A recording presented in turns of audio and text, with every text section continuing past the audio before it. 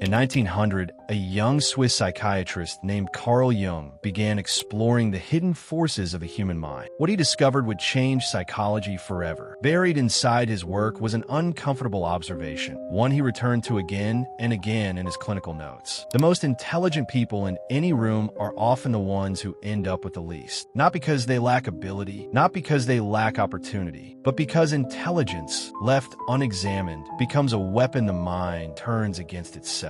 This is not a story about failure. It is a story about a trap built specifically for the gifted, engineered by the very mind that makes them exceptional. Section 1. The paradox of the overdeveloped mind. You were told at some point that intelligence was the answer, that if you thought clearly enough, analyzed deeply enough, understood enough, life would arrange itself in your favor. This is the first lie the intelligent are taught to believe.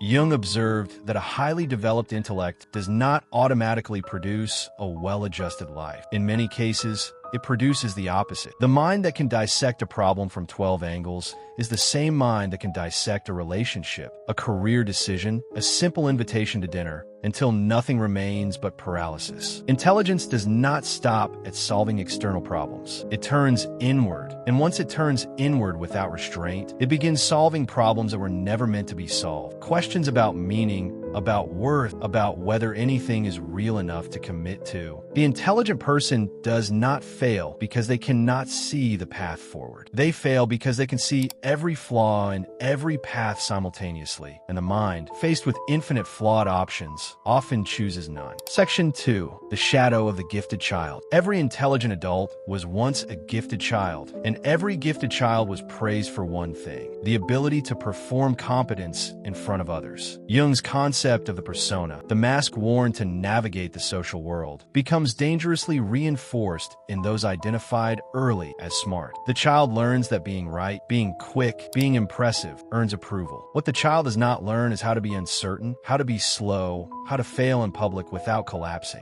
This creates a specific kind of adult, one whose entire identity is fused to the mask of competence, and who therefore cannot risk anything that might expose its cracks. You see this pattern everywhere. The person who never starts the business because starting means the possibility of visible failure. The person who abandons a project the moment it stops looking effortless. The gifted are not protected from failure by their intelligence. They are more vulnerable to it because failure threatens something failure does not threaten in an ordinary person. It threatens the entire architecture of who they believe themselves to be. Section 3. The comfort of potential. There is a specific psychological shelter that only the intelligent are granted access to. And Jung's clinical work circles this shelter without naming it outright. It has since been described by those who followed him as the seduction of unrealized potential. As long as nothing has been attempted, nothing can be judged. The intelligent person can privately believe they are capable of anything because they have never tested that belief against reality. This is not humility. It is the opposite, a quiet,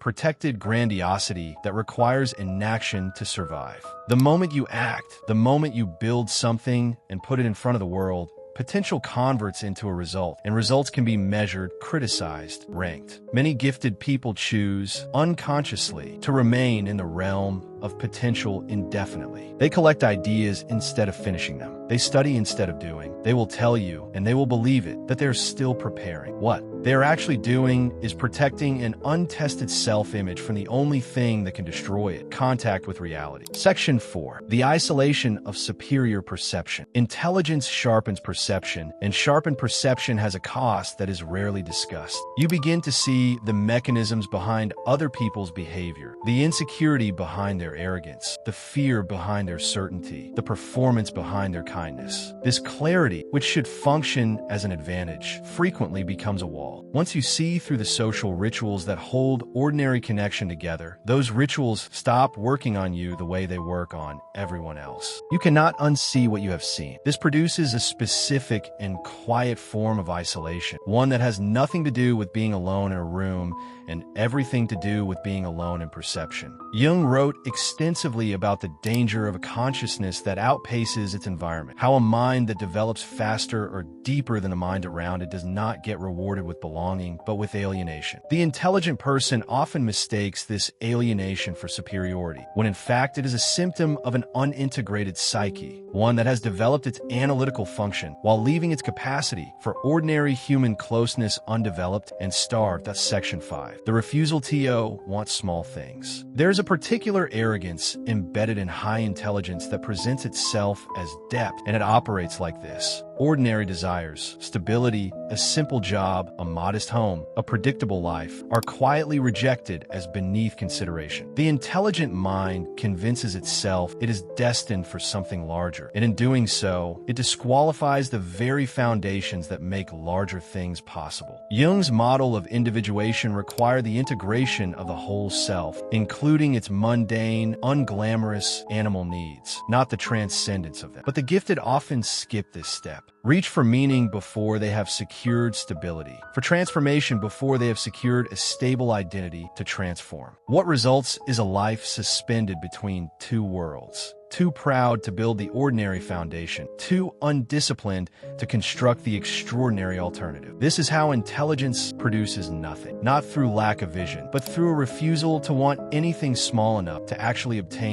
Section 6. The trap of being understood rather than effective. Somewhere in the development of the intelligent mind, a substitution takes place. Being understood begins to feel more important than being effective. The gifted person will spend hours constructing the perfect argument, the perfect explanation of why a plan failed, the perfect articulation of their own inner complexity, and mistake this articulation for progress. Jung distinguished sharply between insight and transformation, warning that insight without corresponding action produces nothing but a more sophisticated form of stagnation. You can understand your own patterns with total precision and still repeat them indefinitely, because understanding was never the mechanism of change. It was only ever the doorway to it. The intelligent are particularly susceptible to mistaking the doorway for the destination, because understanding is where their advantage lives. It is comfortable. It is safe. It produces the sensation of movement without the risk of movement. And so the years pass, filled with self-knowledge, empty of results. Section 7. The cold mathematics of who succeeds. Success, examined without sentiment, does not correlate cleanly with intelligence. It correlates far more reliably with tolerance for repetition,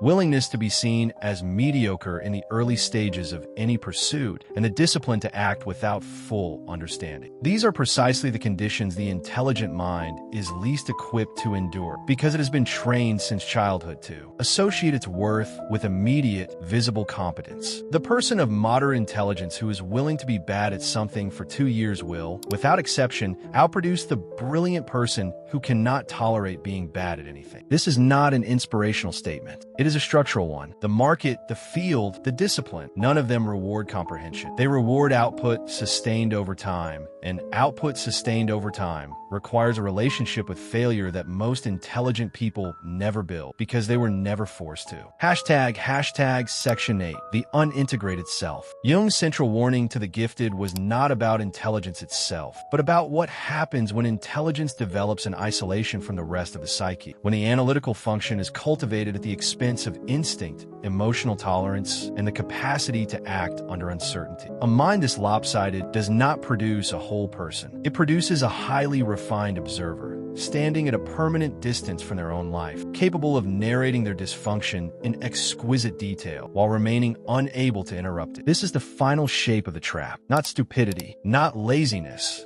in the way the word is commonly used, but a fracture between the part of the self that understands and the part of the self that acts. A fracture that intelligence, rather than healing, often widens, because it gives the observing self so much to feed on that the acting self is left permanently undernourished. Closing. You were never warned that your mind could be the instrument of your own containment. No one tells the gifted that the same faculties which set them apart are the faculties most capable of isolating them, stalling them, convincing them that understanding is enough. Jung did not offer comfort on this point, and none will be offered here. The mind that sees the most clearly is not exempt from ruin. It is simply capable of ruining itself with more precision than an ordinary mind ever could.